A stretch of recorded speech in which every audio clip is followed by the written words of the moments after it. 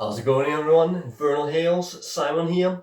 Today we're gonna talk about just 5 albums I picked out, where I didn't like them on the first listen, but nowadays I've come to absolutely love them because there's a lot of those. Like I thought it would be lame because there's like a lot of bands. Well, some of them I don't own, but there's at least I own some where it's like you heard it initially and it's like whatever, but then you're like, oh, this isn't too bad. I kind of like this. It's a good album. But so I thought that would be kind of lame. So we're talking about albums that I first heard and I didn't like at all, but then I've come to absolutely love them. And yeah, let's just get started. So the first one I picked out is Baalism or Intestine Baalism, however you want to pronounce it, with Ultimate Instinct, the third album. So Intestine Baalism for me, dude, the debut album is fucking phenomenal. One of my favorite death metal albums ever.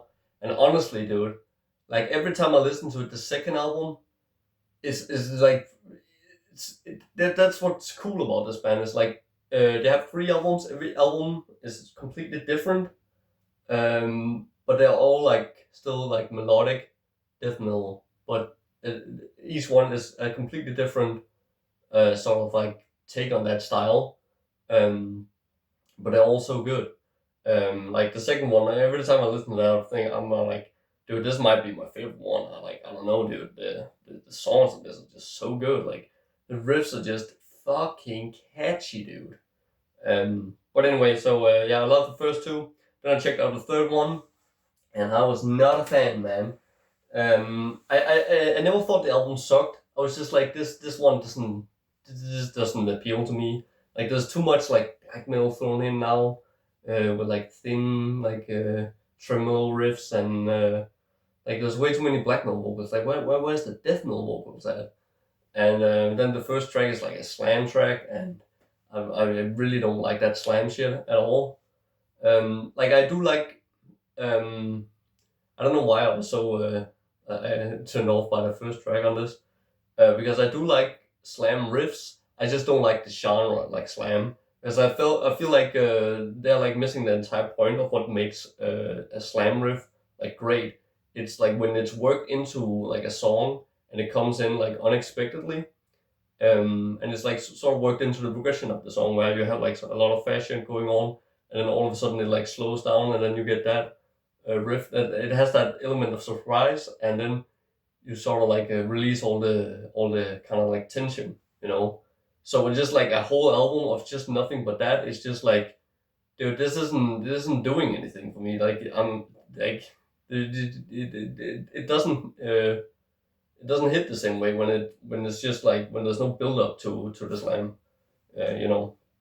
But there is in the first song, so I don't know why I was so close minded about that. But then like a couple of years passed, and then I got everything else they did, so I bought this album just to kind of like complete the discography, whatever. And it isn't a bad album, so I'm not opposed to owning it. And I bought it, and then I listened to it, and I was like, this is actually pretty good. I mean, I can kind of listen to this when I'm in the mood for it. And then I don't know what happened, man. So, I just spun it a few more times, and I was just like, dude, I was so wrong about this album. This is fucking amazing. Like I like this one just as much as the other 2. I would probably say because it took me a while to get into this one. This is like my least favorite one, if I had to pick. But it's like, dude, the songs of this are so fucking strong, man.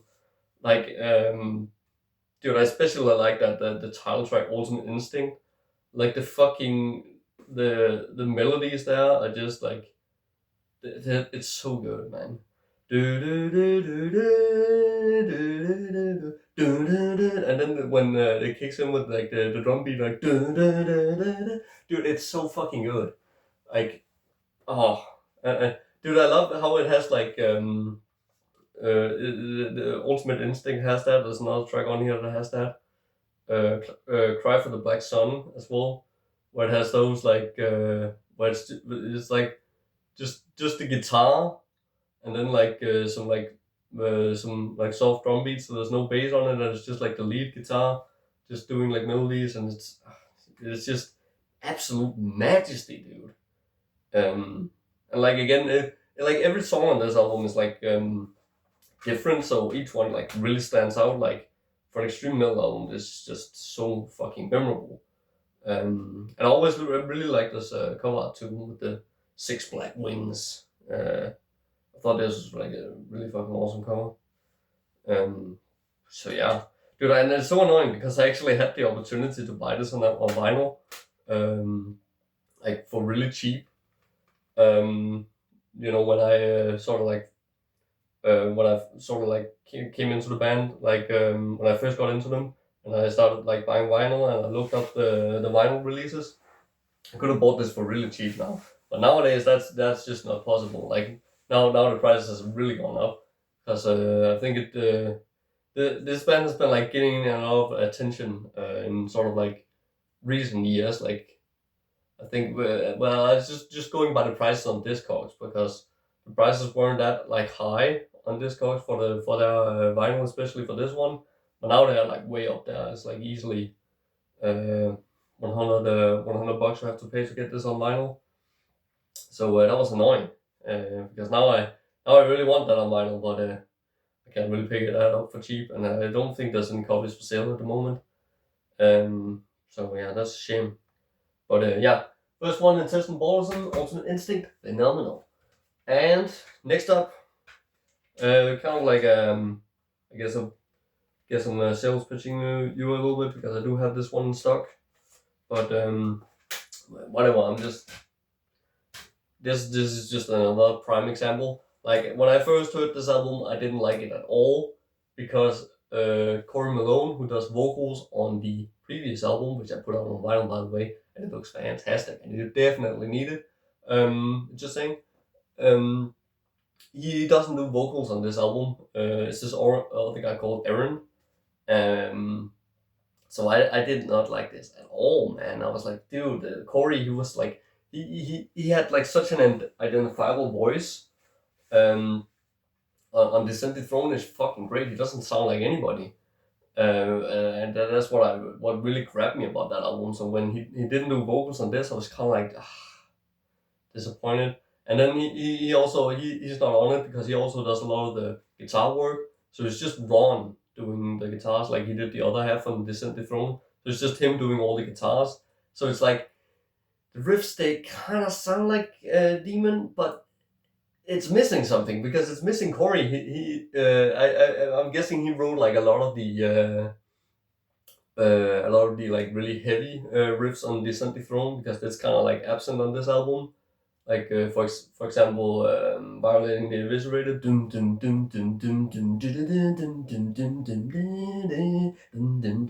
Killer riffs, man. I'm guessing he wrote a lot of those because it's kind of like absent on this album. And then they went like in a different direction because this is like really fast paced. Like it's like I guess you could if you compare the band to Nile, then I guess this is some of the later Nile stuff where they went really like fast in that direction. But it kind of like sounds more like some Brazilian kind of death metal right here, like Christian or Abhorrence, something like that.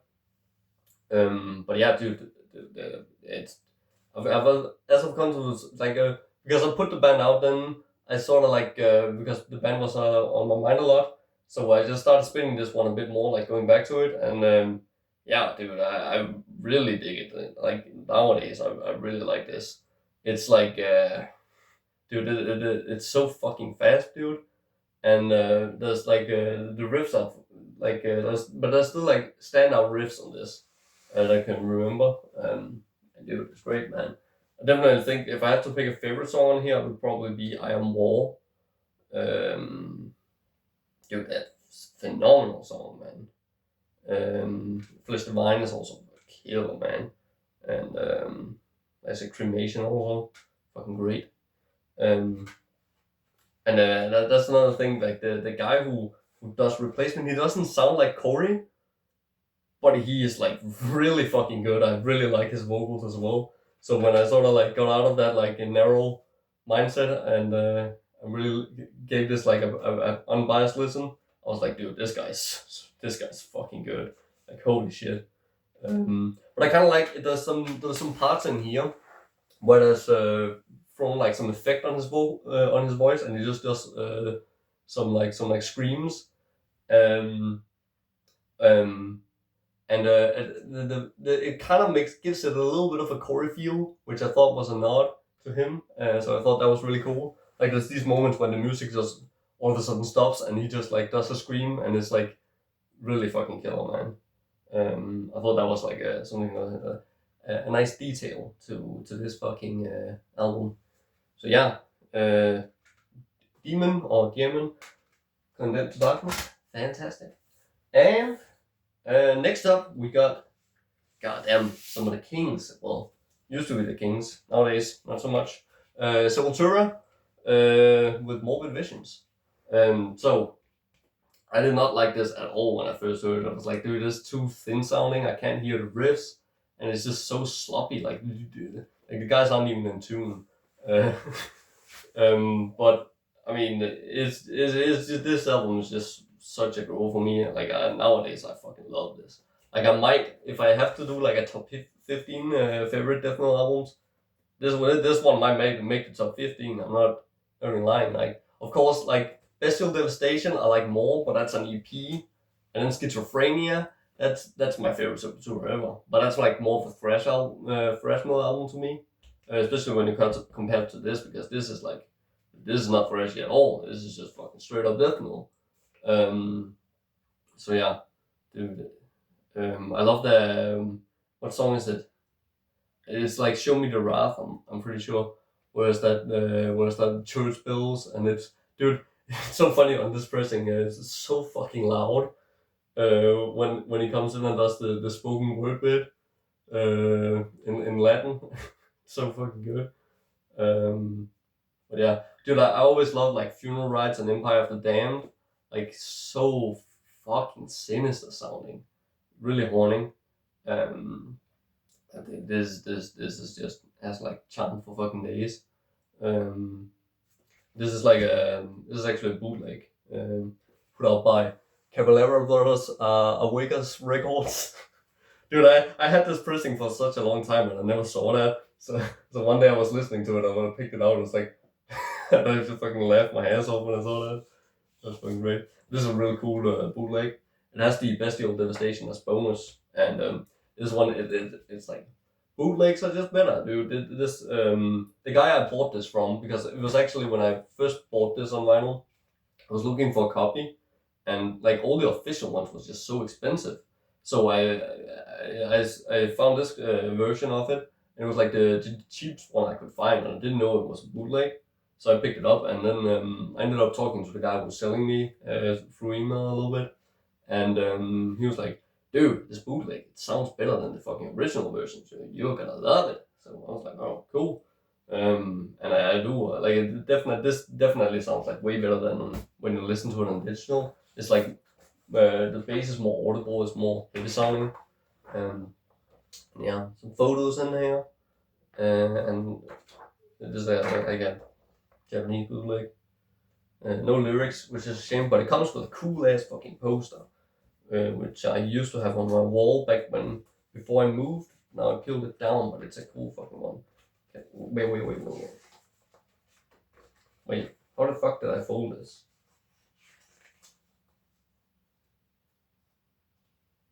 Oh no, it's because there's some. Oh,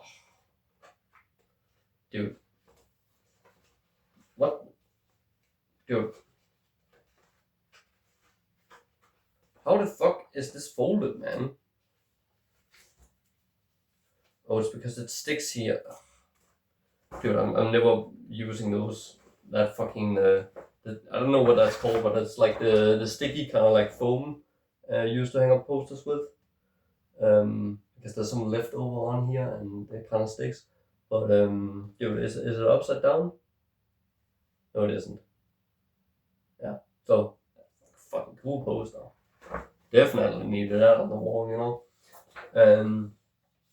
So yeah, Sepultura Morbid Visions. God damn, a fucking banger. Next up, we got Immolation with Here and After. So I heard Dawn of Possession first, loved it, couldn't get enough of it. So I was really excited to check out Here and After, and it was just like, dude, what happened, dude? His voice isn't like as sick, dude. Because I thought the vocals was like the best thing about Dawn of Possession. I love those vocals, man.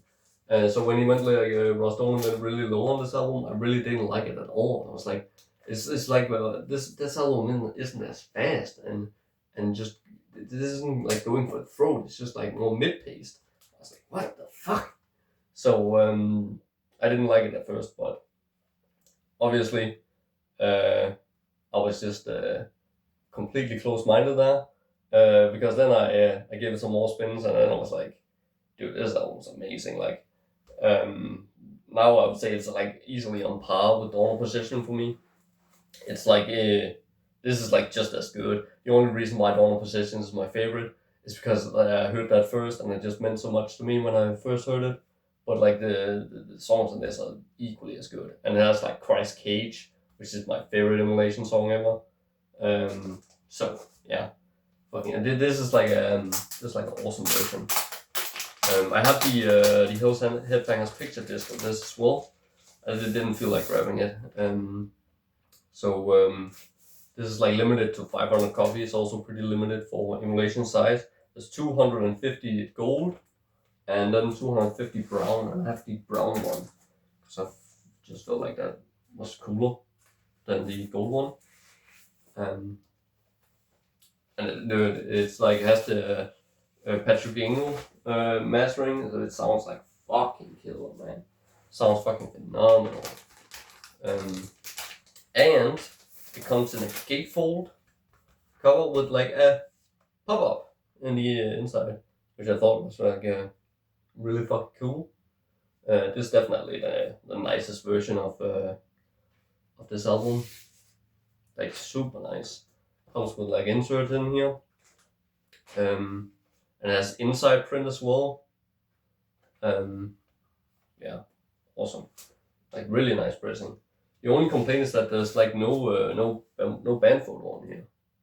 We really like the band photo.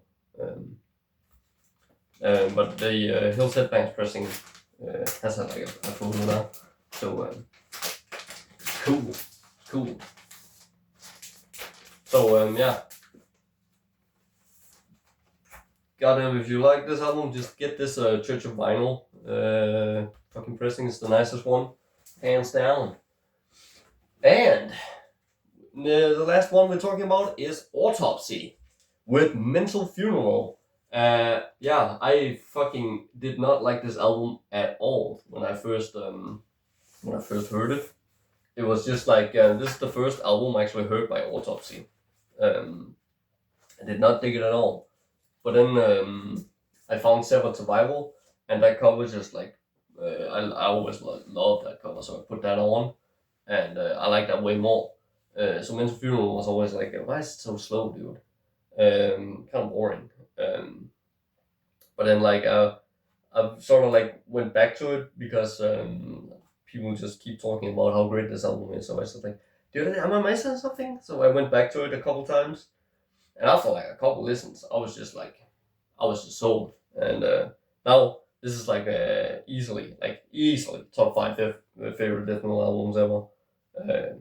Love this thing, love it. Dude, the riffs are just fucking perfect on this. Dum dum dum dum dum dum dum dum dum. Like I love how the like some of the song like closes out. I feel like that's the reason why these songs are so catchy. It's like the songs like close out with a like really memorable sort of like progression of one of the riffs. Like the example I just gave, it's like that Slaughter Day, dum dum dum dum dum dum dum. Like that little in part of the song there, it's just catchy as fuck, and it just sticks in your memory after the song's over, you know. That's like a super important thing, especially on the closing track. Like Here and After does that, which I just talked about with Christ Cage, where the album closes out with that like really catchy, like heavy fucking riff, and it's just like one of those riffs, you know. That's like the last thing you hear on the album. So when the album is over, you just can't stop humming that thing, and it just makes you want to put it on again. That's like just I always thought that was like a super important thing for bands is the last song. It's gotta fucking stand out, and you gotta like close the album out with like something really catchy, so the listener will keep coming back to the album. Yeah, but definitely this album is actually an exception to that. Like the last song, it works because the last song also stands out because it's like the most out of control like fast song on here, like Dark Crusade. But then it also ends with that like instrumental, which just sounds creepy as fuck. It just feels like you're just mentally dead after this whole experience. When that comes in, like dum dum dum dum dum dum, like fucking just kills you, man. But yeah, I don't know what else to say about it. Everything has been said about this album already, so no reason for me to sit here and talk about it forever. Just wanted to include it in here. So yeah, that's it. That's the I don't know.